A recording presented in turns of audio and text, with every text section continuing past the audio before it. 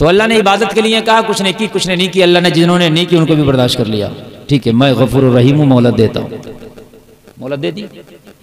जो झूठ बोल रहे हैं अल्लाह उन्हें भी खाना दे रहा है, जो जिना कर रहे हैं अल्लाह उन्हें भी खाना दे रहा है, जो शराबे पी रहे हैं अल्लाह उन्हें भी खाना दे रहा है, जो सूद खा रहे हैं अल्लाह उन्हें भी खाना दे रहा है, जो चोरी कर रहे हैं अल्लाह उन्हें भी खाना दे रहा है, जो डांका डाल रहे हैं अल्लाह उन्हें भी खाना दे रहा, जो दलालियां कर रहे हैं अल्लाह उन्हें भी खाना दे रहा, जो लोगों को सता रहे हैं रात दिन अल्लाह उन्हें भी खाना दे रहा। लोगों, ये गफूरुर रहीम है, वो अरहमुर राहिमीन है, वो अरहमुर राहिमीन है। इसलिए एक शख्स ने मुझसे सवाल किया, हजरत ये बताइए हम रोज़ा रखते हैं तो बीमार हो जाते हैं, ये कितने लोग रोज़ा नहीं रखते हैं, वो हट्टे कट्टे घूमते हैं और वो बीमार भी नहीं होते। तो मैंने कहा तुमको पता नहीं है एहसास कम तरीके शिकार ना होना। ये बात देखी भी गई और ये कभी कभी ऐसा हो भी जाता है कि जो नेक काम कर रहा है उसे परेशानियाँ आ जाती हैं, और जो आदमी रातों दिन गुनाहों में उसे कुछ भी नहीं आ रहा। तो ये लोग कहते हैं कि यार इस पे बात समझ में नहीं आ रही, हम नेक काम करते हैं तब भी परेशानी आ रही है, और यार ये बिल्कुल जिंदा गुंडागर्दी पे उतरा हुआ और इस पर कोई परेशानी नहीं आ रही है। ऐसा होता है। जलसे में आने वालों एहसास कम तरीका शिकार मत होना। दो जवाब देता हूं, दो जवाब, और दोनों सुन लें आप। बाज आदमी हराम नहीं खाता, बाज आदमी दाल से खा लेगा मगर हराम का लुकमा नहीं खाएगा, तब भी परेशानी रहती है उस पर, तब भी रहती है परेशानी। बाज आदमी रातों दिन झूठ बोल रहा, लोगों को सता रहा है, जालिम है, जुल्म कर रहा है, कान में दर्द तक नहीं होता, उसको बुखार तक नहीं आता। ऐसा देखा गया है और ये बात सही है। जो ज्यादा बाज लोग ऐसे होते हैं, जरा सा उन्होंने गलत काम किया, गुनाह किया, अल्लाह ने फौरन उनकी गिरफ्त कर ली, फौरन उनको जो उसी वक्त जो है कहीं ना कहीं परेशानी में मुब्तला कर दिया, और बाज लोगों की जिंदगी गुजर गई। तो सुनो जलसे में आने वालों, पहली बात तो यह है कि अगर तुम्हारे ऊपर परेशानी आ रही है तो दिल छोटा ना करना, यह भी अल्लाह की रहमत है।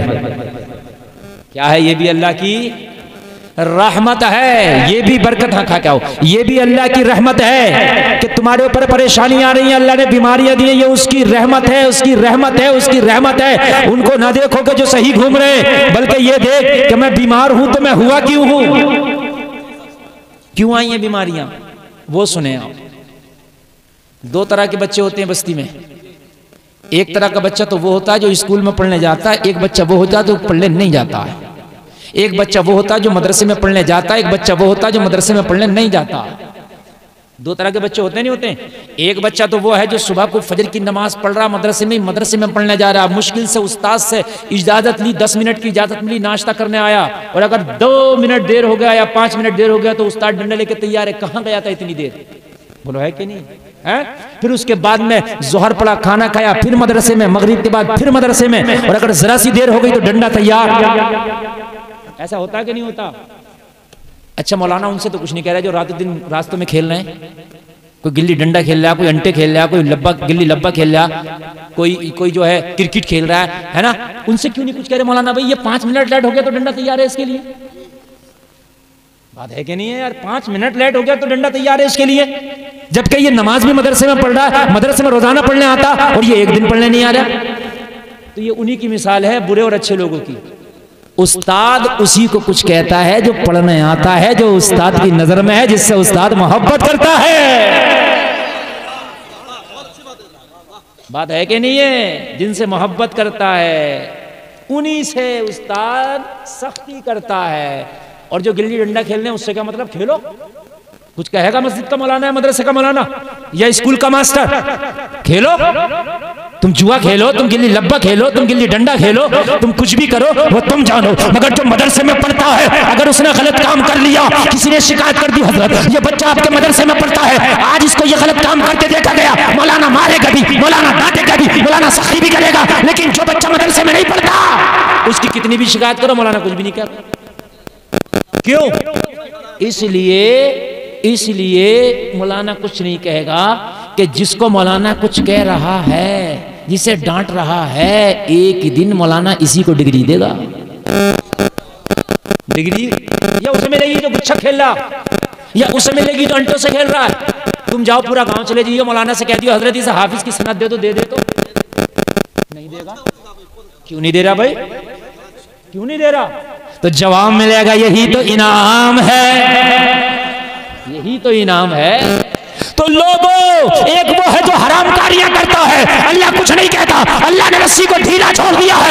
एक वो है जो अच्छे काम करता है, अल्लाह कभी बीमारी भी देता है, कभी परेशानी भी देता है, मगर लो, दिल छोटा ना करना, मैदान महशर में अल्लाह उन्हीं को इनाम देगा। नारे रिसालत हजरत अल्लामा मुफ्ती गुलफाम रजा रामपुरी, वाह वाह वाह, सुभान अल्लाह। बात समझ में आ रही है कि नहीं आ रही है? उन्हीं को इनाम देगा। है जो खेल रहे हैं, कितनी बड़ी बदमाशियां कर ले, जाओ स्कूल में चले जाएं, कॉलेज में चले जाएं, वो कह दे हमें डिग्री दे दो, दे देगा मास्टर डिग्री? नहीं देगा। ठीक है, तो मेरे भाई उन्हें डिग्री भी तो नहीं मिलेगी, उन्हें इनाम भी तो नहीं मिलेगा। हाँ, और तुम्हें अल्लाह ने नेक काम किए आजमाया। देखो नेक काम मेरा बंदा कर रहा, मैं इसे थोड़ी सी तकलीफ देता हूं, ये मेरा अब भी शुक्र अदा करेगा, ये हट जाएगा। आजमाता है, थोड़ी आजमाया जाता ना। जब बच्चा 8वां पास होता है तो 9वें में की किताबें और हार्ड, फिर 10वें की किताबें और हार्ड, फिर आजमाया जाता है। होता कि नहीं होता? और हार्ड, आगे को हार्ड ही हार्ड।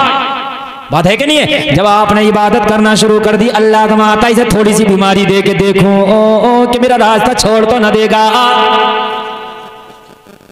और जो जितना नेक हुआ इतना ही रास्ता उसका हार्ड हुआ, ये मेरी गारंटी है। तारीख उठा लो, कुरान उठा लो, हदीस उठा लो। तुम्हारी और मेरी औकात क्या है? जो जितना नेक हुआ, जितना बड़ा हुआ, इतना ही इम्तिहान बड़ा हुआ, इतना ही रास्ता हार्ड हुआ। दुनिया में मेरे नबी के लिए सबसे ज्यादा प्यारा अगर कोई है तो वो इमाम हुसैन है, जिसको कहते थे ये मेरा फूल है, ये मुझसे है, मैं इससे हूं। अगर नबी नमाज पढ़े, हुसैन हुसैन पुष्ट पे आ जाए, नबी सजदा लंबा कर दे। हुसैन कितना बड़ा मर्तबा है, इम्तिहान कितना बड़ा। जरा देखें यार, इम्तिहान कितना बड़ा करबला में। बोलो है कि नहीं है? बहुत से लोग कहते हैं हम तो नमाज भी पढ़ लें, हमारी माँ बहनें भी कहती हैं हम तो नमाज भी पढ़ लें, हमारे ऊपर परेशानी आ रही है, हमारा पड़ोसी देखो मजे ले रहा। तुम्हें पता नहीं मेरी बहनों, तुम्हें पता नहीं मेरी माँ, तुम्हारा इम्तिहान हो रहा, तुम्हें डिग्री भी बड़ी मिलेगी।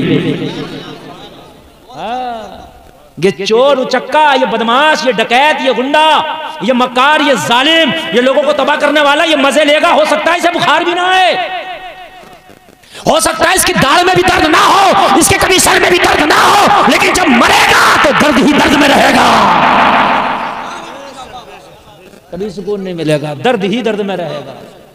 एहसास मत करना। बहुत से लोग कहते हैं वो तो हमें सताता फिर भी मजे में रहता, हम ही परेशान हो जाते हैं। मेरे भाइयों, ये कभी ना सोचना अल्लाह अपने ही बंदों से इम्तिहान लेता। हजरत अय्यूब 18 साल बीमार रहे। कितने साल? जरा जोर से बोलो। तुम्हें तो 3 दिन बुखार आ जाए हालत खराब है, तुम्हें तो 1 साल अगर बीमारी हो जाए तो हालत खराब है। 18 साल कंटिन्यू बीमार हजरत अय्यूब कोई आम आदमी नहीं, अल्लाह का नबी है। अय्यूब कौन है? हजरत अय्यूब अल्लाह के सबसे आला क्वालिटी अंबिया की है। किसकी है? अल्लाह की। अल्लाह की बारगाह में सबसे ज्यादा मकबूल उसके बंदों में अगर कोई है तो वो अंबिया। ठीक है, सबसे मकबूल आला क्वालिटी का बंदा अय्यूब। और बीमारी नहीं किया हजरत अय्यूब को अल्लाह ने, बल्कि हजरत अय्यूब को बीमार किया। हजरत अय्यूब के बाग थे खत्म कर दिए, हजरत अय्यूब के जानवर थे सब मर गए, सब खत्म हो गए। हजरत अय्यूब की औलादें खत्म हो गई, हजरत अय्यूब का माल खत्म हो गया, तिजारत खत्म, बिजनेस खत्म। हद ये है कि सब कुछ ले लिया हजरत अय्यूब का, बेटे ले लिए, औलाद ले ली, मवेशी जानवर ले लिए, एक जान बची थी वो भी बीमार। शैतान आया, शैतान आके कहने लगा अय्यूब तेरे रब ने तेरे बच्चे ले लिए, तेरे रब ने तेरे जानवर ले लिए, तेरे रब ने तेरे कितना नुकसान कर दिया कि तेरा आज कारोबार खत्म है, तेरा घर बार खत्म है, तेरी नस्लें खत्म हो गई। ओ अय्यूब आज दाने दाने को बिल्कुल तू दाना दाना तेरे पास नहीं है। ओ अय्यूब तेरी एक जान थी वो भी बीमार कर दी, अभी उसी का नाम लेता है। हजरत अय्यूब ने कहा सुन, उसका था उसने ले लिया, मेरा क्या ले लिया? हाय हाय सुभान अल्लाह बोल दो। अरे उसका था उसने ले लिया, मेरा क्या ले लिया? मेरी तो ये जो सांसें चल रही हैं ये भी उसकी अमानत है ना। हम कहते हैं भाई हमें ये ले लिया अल्लाह ने, हमें ये ले लिया, हमारा बेटा ले लिया, हमें औलाद ना दी। तो भाई अल्लाह ने अगर तुझे औलाद ना दी तो तेरा क्या ले लिया है? औलाद देना उसका काम है, वो उसकी अमानत है। भाई ना दी तो उसकी मर्जी। बात समझ में आ रही है क्या नहीं आ रही है? हमारा ही खेत क्यों खराब हो गया, बारिश आई, मेरे गेहूं क्यों खराब हो गए, मेरे क्यों गिर गए, उसके थे ले लिए, तेरा क्या है? अरे बताओ, तुम्हारी या मेरी औकात है कि जमीन में दाना डाल के उससे बाली निकाल लें? लाओ पूरा अमेरिका को ले आओ, अगर निकाल ले तो लेके आओ। ये अल्लाह की ताकत है, बालियां निकालता। और जमीन एक है, 1 बीघे जमीन में 70 तरह की चीजें लगाना। कितने तरह की? 70। जमीन एक ही है, सबका जायका अलग अलग होगा। लीमू लगाओ खट्टा होगा, होगा क्या नहीं होगा? है? लीमू लगाओ खट्टा होगा। आप आम का पेड़ लगा दो, पक के उसका फल मीठा होगा। कौन कर रहा है कि जमीन में भाई इतनी चीजें? है? अल्लाह ही तो कर रहा है। तुम्हारी औकात तुम करके दिखा दो।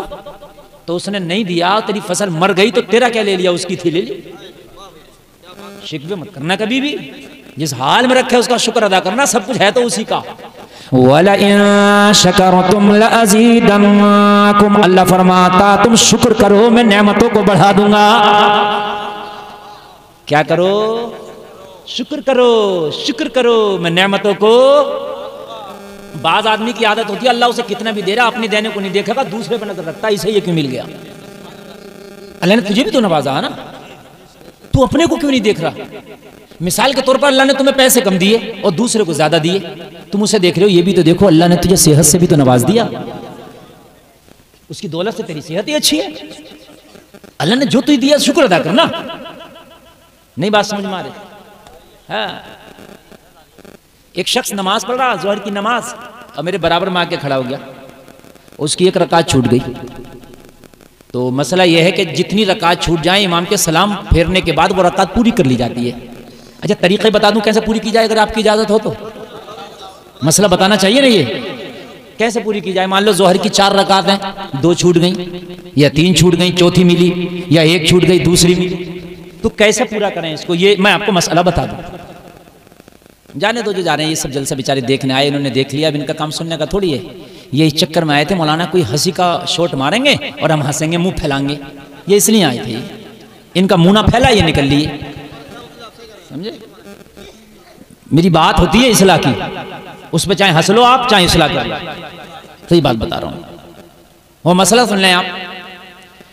अगर इमाम ने 1 रकात पढ़ ली और आपको दूसरी रकात में इमाम मिला, तो आपको 3 मिली, 4 वाली में और 1 छूट गई, यही बात है क्या नहीं? तो जब इमाम बैठेगा कायदे अखीरा में, तो आपको सिर्फ तशहुद तक पढ़ना, अशहदु अल्ला इलाहा इल्लल्लाह व अशहदु अन्ना मुहम्मदन अब्दुहु व रसूलुहु, ये कह के आपको खामोश हो जाना। वो दुरूद इब्राहिमी पढ़ेगा, आप नहीं पढ़ोगे, आप बैठे रहोगे। जैसे ही वो सलाम फेरेगा, दूसरी तरफ को जब सलाम फेरना शुरू करेगा, पहले सलाम पे नहीं उठना, दूसरे सलाम पे। पहले पे इसलिए नहीं उठना, क्या पता वो सजदा सहव कर ले पहला फेर के, ऐसे भी हो सकता है। तो दूसरा सलाम फेरना जैसे इमाम शुरू करे, आपने क्या करना? खड़े हो जाना। खड़े होने के बाद जैसी रकात छूटी है वैसी रकात पढ़ोगे। भरी हुई छूटी थी, भरी हुई पढ़ोगे।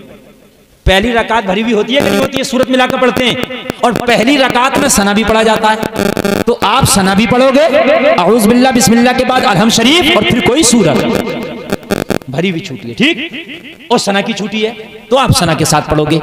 आपकी 2 छूट गई, तो जैसे दोनों भरी हुई छूटी है, दोनों भरी हुई पढ़ोगे। 3 छूट गई, तो शुरू की 2 भरी हुई छूटी है और 1 खाली छूटी है, तो 2 भरी हुई और 1 खाली। बात समझ में आ रही है कहीं? ऐसे आपको पूरा करना है। तो वो एक नमाज पढ़ रहा मेरे बराबर में आके खड़ा हुआ, 1 रकात छूट गई, इमाम के साथ उसने भी सलाम फेर दिया, तो भाई 1 कम रह गई नहीं उसकी। तो मैंने कहा भाई हाजी जी आपकी 1 रकात कम रह गई, आपने यार 1 रकात बाद में पूरी कर लेना थी। तो पता क्या जवाब दिया उन्होंने? बोले मौलाना तुम भी मुझे ही कहियो, मैंने 3 पढ़ तो ली, जो रास्ते में घूम रहे उन्होंने तो 1 भी ना पढ़ी, उनसे कुछ ना करे। ये बिल्कुल सच बात बता रहा हूं मैं।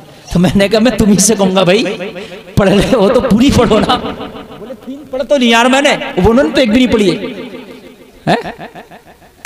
अल्लाह ताला ने अपने बंदों को आजमाया है, हर दौर में आजमाया है। कभी जान के जरिए कुरान में भी फरमाया, वला नबलुवन्नकुम बिशैइन मिनल खौफि वल जुइ व नक्सिम मिनल अमवालि वल अनफुसि वस समरात व बश्शिरिस साबिरीन। अल्लाह फरमाता हम जरूर आजमाएंगे, कभी भूख के जरिए आजमाएंगे, अल्लाह फरमाता कभी फलों की कमी के जरिए आजमाएंगे, अल्लाह फरमाता कभी जानों की कमी करके आजमाएंगे। और जलसे में आने वालों 18 साल तक हजरत अय्यूब बीमार रहे, लेकिन बीमारी ऐसी ना थी। लोगों एक बात ये भी सुन लो, एक किताब है सब्र अय्यूब, लिखने वाला कोई नबी का गुस्ताख है, उसमें उसने लिखा है सब्र अय्यूब में कि हजरत अय्यूब का जिस्म सड़ने लगा था माज़अल्लाह, उसके अंदर कीड़े पड़ गए थे और कोई कीड़ा अगर जिस्म से नीचे गिरता तो हजरत अय्यूब उठा के अपने जिस्म में डाल के कहते तेरी खुराक का इंतजाम अल्लाह ने मेरे जिस्म में किया है। ये गलत है। नबी का जिस्म खुदा की कसम न जमीन के ऊपर सड़ सकता है न जमीन के अंदर गल सड़ सकता है। अंबिया के जिस्म को अल्लाह ने गलने सड़ने से पाक किया है। ये गुस्ताख है जो लिखा है कि हजरत अय्यूब का जिस्म गला था। ना तकलीफ होती थी और छाला टैप पड़ता था, छाला, और वो फूट जाता था और कमर में बहुत तेज की तकलीफ उठती थी। ये बीमारी थी। नबी का जिस्म गलने और सड़ने से पाक है। कान खोल करके सुन। हाँ, कब्र में भी नहीं गल सड़ सकता। अल्लाह के नबी की हदीस है इन्नल्लाह हर्रमा अलल अर्दी अन ताकुल अजसादल अंबियाई फनबियुल्लाहि हय्युन युरज़क़। मेरे नबी फरमाते हैं कि बेशक अल्लाह ने जमीन पर हराम करार फरमा दिया है कि वो अंबिया के जिस्मों को खाए, तो अल्लाह के नबी जिंदा है और ऐसे जिंदा है कि रिस्क दिए जाते हैं। समझ रहे? हजरत अय्यूब 18 साल के बाद अच्छे हो गए, बीमारी दूर हो गई।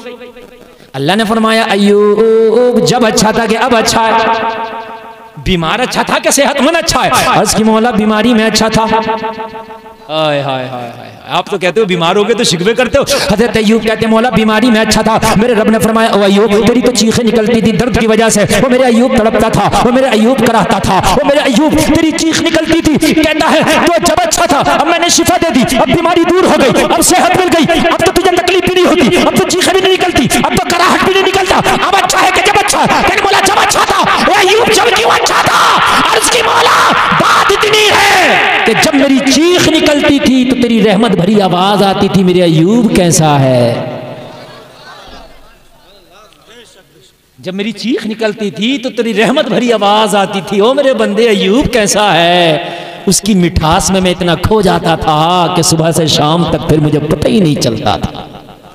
हाय हाय हाय हाय मौला, जब शाम को मेरी चीख निकलती थी तो फिर तू मेरी खैरियत के लिए आवाज देता था मेरे अय्यूब कैसा है। तो पूरी रात उसकी मिठास में उसकी लज्जतों में गुजर जाती थी। मौला जब से तबीयत अच्छी हुई है वो आवाजें आना बंद हो गई हैं। हाय हाय, वो आवाजें आना बंद हो गई हैं। महबूब जो खैरियत लेता था वो खैरियत बंद हो गई है। ओ मौला मुझे पूरी जिंदगी की बीमारी अच्छी है अगर तेरी आवाज़ें रहमत भरी आती रहे। हाय हाय यार बोलो ना सुभान अल्लाह। अल्लाह अल्लाह अल्लाह आपको सलामत रखे। बोलो लोगों कान खोल करके सुनो, अल्लाह अपनों को ही आजमाता है, अपनों को। और जितना बड़ा अल्लाह आपको रुतबा देगा, अगर वली बना देगा तो उसके एतबार से, नबी बना देगा तो उसके एतबार से आजमाएगा। जितनी बड़ी आजमाइश तुम्हारे नबी पे आई, खुदा की कसम इतनी बड़ी आजमाइश तो हम पे आई नहीं सकती, आ गई तो हम बर्दाश्त भी नहीं कर सकते। कान खोल करके सुन ले, नहीं बर्दाश्त कर सकते। बड़ी बड़ी लंबी आजमाइश आई। काम तो नेक कुछ करना नहीं है, बस डायरेक्ट ज्यादातर पूरी जिंदगी शिकवों में ही गुजर जाएगी। मस्जिदें हमारी खाली हैं, फिर भी देखते हैं कि या अल्लाह हमें तो ये नहीं मिला, वो भी नहीं मिला, ऐसा नहीं वैसा नहीं। जलसे में आने वालों मुझे बताओ हमारे अमाल की कंडीशन क्या है आज? अल्लाह ने खुद कुरान में फरमा दिया, जो मैंने छोटी सी सूरत पढ़ी, अल्लाह फरमाता है कि इंसान मुकम्मल घाटे में है। अल्लाह ने कहा घाटे में है इंसान, मगर जो 4 काम करेगा अल्लाह फरमाता वो घाटे से बाहर है। ये 4 काम सुन लो, मेरी तकरीर खत्म हो जाएगी। और देखो आप मियाँ के पास जाओ कि मियाँ मुझे कामयाबी का तावीज़ दे दो, कोई गारंटी नहीं कामयाबी मिले या ना मिले। आप हमसे दुआ कराओ मौलाना हमारा कारोबार में कामयाबी हो जाए, कोई गारंटी नहीं कामयाबी हो कि नहीं हो, दुआ कर देंगे। डॉक्टर के पास जाओ, डॉक्टर साहब मर्ज है दवा दे दो, तो उसकी दवा से शिफा मिले या ना मिले कोई गारंटी नहीं, मगर अल्लाह जो चीज फरमा दे गारंटी है कि वो हो क्या रहेगा। अल्लाह ने फरमाया इंसान मुकम्मल घाटे में, मगर जो 4 काम जिसने किए वो घाटे से बाहर, वो घाटे में नहीं है। अब आप भी चाहते हो कि हम घाटे से बाहर हो जाएं तो 4 काम कर लियो। 4 काम करने के बाद इंशाल्लाह घाटे में रहेगा, इंशाल्लाह लॉस ही ना रहेगा, इंशाल्लाह परेशानी नहीं रहेगी, इंशाल्लाह तकलीफ नहीं रहेगी। अल्लाह फरमाता है इंसान मुकम्मल घाटे में, मगर जिसने 4 काम किए वो घाटे से बाहर है। या अल्लाह वो कौन है 4 काम करने वाले? तो पहला काम सुनो, अल्लाह फरमाता है इल्लल्लज़ीना आमनू, जो ईमान लाए वो घाटे से बाहर है। जो ईमान लाए घाटे से बाहर। बड़ी प्यारी तकरीर और बड़ी प्यारी बातें मैं कर रहा हूँ, इनको आप सुन के उधर गांठ बांध लेना। मुझे इस बात की परवाह नहीं होती कि मेरी तकरीर कौन सुन रहा कौन जा रहा, इसलिए कि जब मेरे दिल को इत्मीनान होता है कि मैं बात अच्छी कर रहा हूं तो मुझे टेंशन नहीं है। समझ रहे हैं आप? सब बातें सबको नहीं समझ में आती हैं। कुछ लोग जलसे में खाली मजा लेने आते हैं। जलसा मजा लेने की चीज नहीं, जलसा इस्लाह हासिल करने की चीज है। अल्लाह फरमाता कि जो ईमान लाए वो घाटे से बाहर है। तुम कहोगे हजरत ईमान तो हम भी लाएं। कुर्सी पे बैठने वाला हर शख्स कहेगा हजरत मैं भी ईमान वाला हूं, मैं भी मुसलमान हूं। तो बेशक मैं मानता हूं आपकी बात कि आप ईमान लाए हैं, आप मुसलमान हैं, मैंने माना, मुझे यकीन है। लेकिन खाली ईमान लाने से काम नहीं चलेगा। कुरान में 4 चीजें बताई हैं। खाली ईमान से काम चलता तो ईमान पे बात खत्म हो जाती कि ईमान ले आओ घाटे से बाहर। लेकिन खाली ईमान पे अल्लाह रुका नहीं। पहला काम है ईमान लाना। दूसरा अल्लाह फरमाता है वअमिलुस सालिहात, वो घाटे से बाहर है जो ईमान लाए, और वो घाटे से बाहर है जिन्होंने नेक अमल किए।